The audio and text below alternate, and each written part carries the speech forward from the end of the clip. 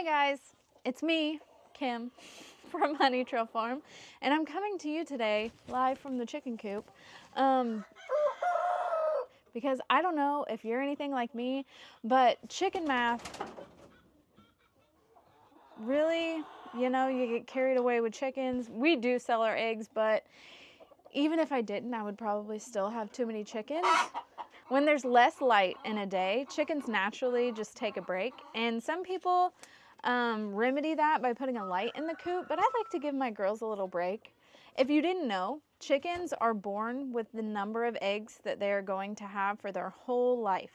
So whether they run out in 2 years because you kept a light on, or they keep laying for you for like 3 or 4 years because you let them have a break, they're only going to lay a certain amount of eggs. And I have some chickens running around here that are like 4 or 5, and they're still, well, they'd be about 4. Still laying. Not as often as the other girls, but that's besides the point. I'm here today to talk to you about preserving your eggs. Because if you're anything like me, I'm drowning in eggs. And you know what? It's normal. Food is seasonal. Food is meant to be seasonal. But with this day and age, we're all spoiled, and we think that we can get things at the store whenever we need them. And that's just not the case. And so I like to preserve my food just for some security. Also, it gives you a sense of like purpose and a job well done. And it's fun to pull it off the shelf and be like, I made that.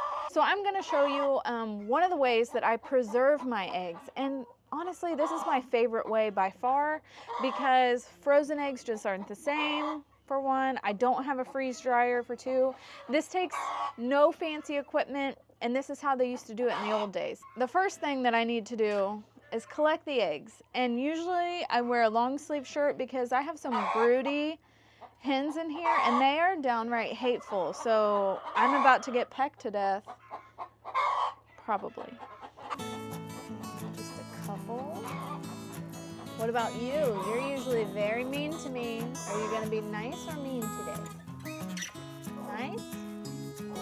Oh, you are being nice, and you just left. Can I see what's under there? Ow!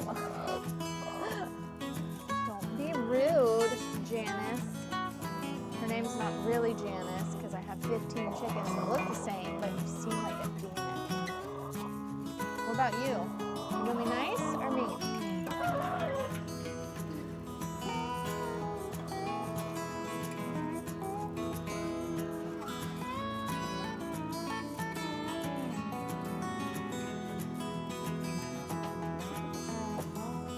Oh, hello. What do you got? Oh. Come on. I'm a little early, so I'm not getting as many eggs as I would later in the day. But when you need to make a video, you just got to get some eggs a little early. But let's go see how full the other chicken coop is, because yes, I have 2 sets of chickens. Actually, I have 3 or 4 if you want to be honest. But we're not going to talk about those today.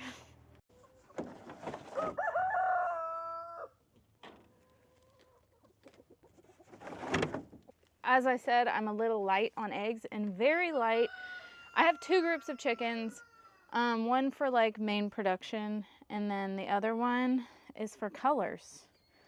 Okay, because you gotta have beautiful eggs, you know.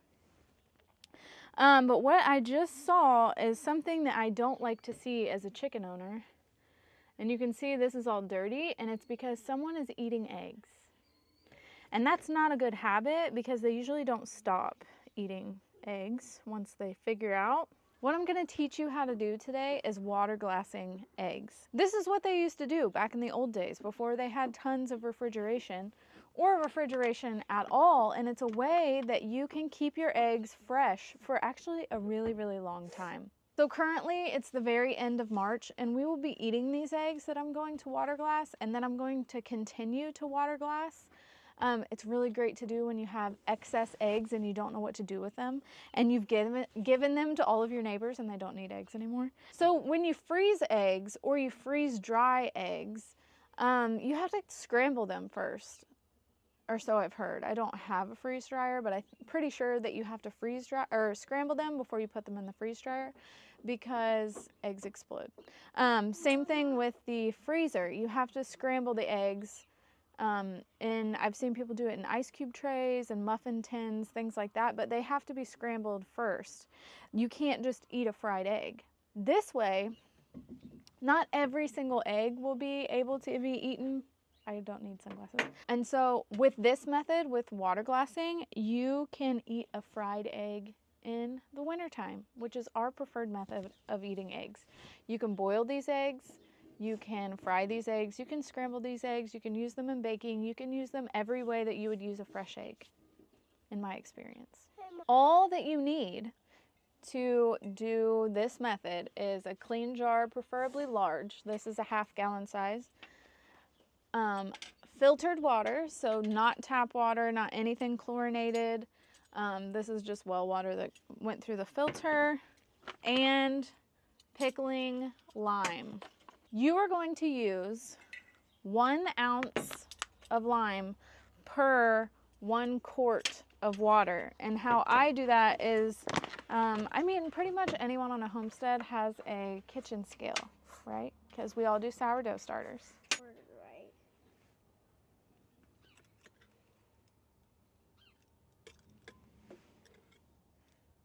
Now, we have 1 ounce of our pickling lime, and we're just going to add it to this quart jar and dissolve it. Now, this next part is very important.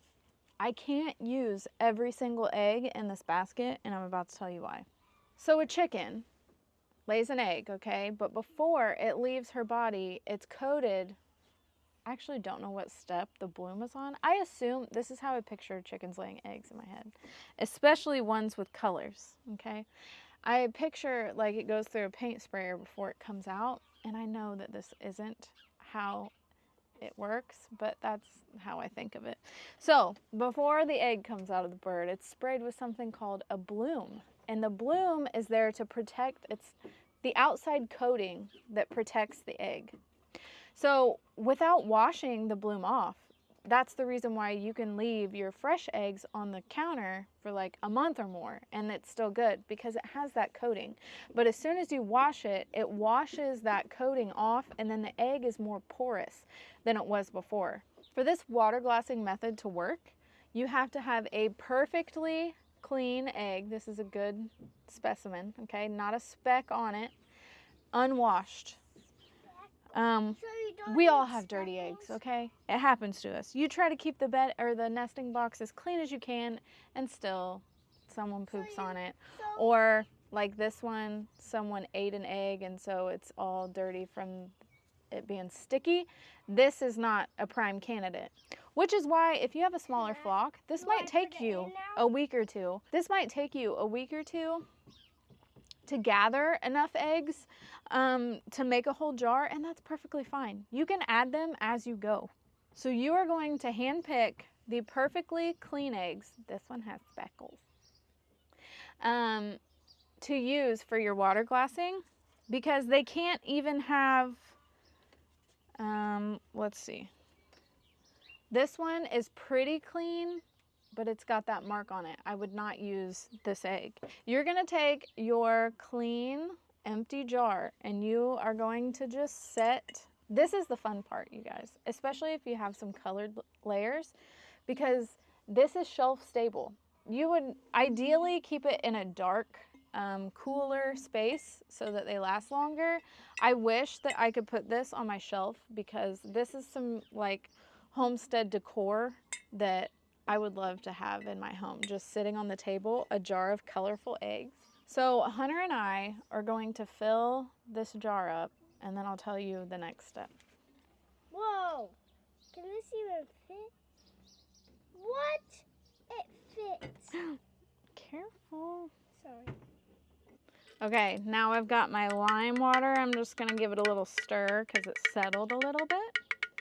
And remember, this is 1 ounce of lime per 1 quart of water. So you can multiply this. Usually I do bigger batches of eggs in like a gallon-sized jar. But for the sake of this video, I just did a little 1/2 gallon. And all that I have to do is add this lime.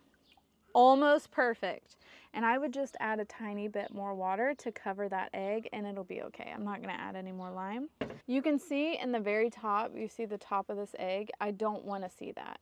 I want all of these to be fully submerged, and that's what keeps them fresh. So the lime water kind of coats the outside of the egg and it like seals it from any, bad bacteria or anything that would get in there and spoil the egg. It keeps it from spoiling. And I can tell you with confidence that this works because I've done this for 2 years now. And this is how I keep eggs in January when there's an egg drought. I don't like to not have them. We eat dozens of eggs. We probably eat a dozen eggs a day at least. And this keeps me in eggs. So all I will do is I'll put this in my pantry. I'll put the lid on. I'll put the date on because I will try to eat them in order from oldest to newest. And I've never, and the first year I did it, I was like, there is no way that this works. I was so cautious, but it really does work. Most of the time, the yolk will still be intact. Now, sometimes you will get one because as time goes on, it'll get a little waterier because an egg is porous. It has tiny, tiny, tiny little holes in it. And so it will get some water in it. I'm going to assume that's why it's a little bit more liquidy. And so sometimes the yolk doesn't always stand up if it's a little bit older.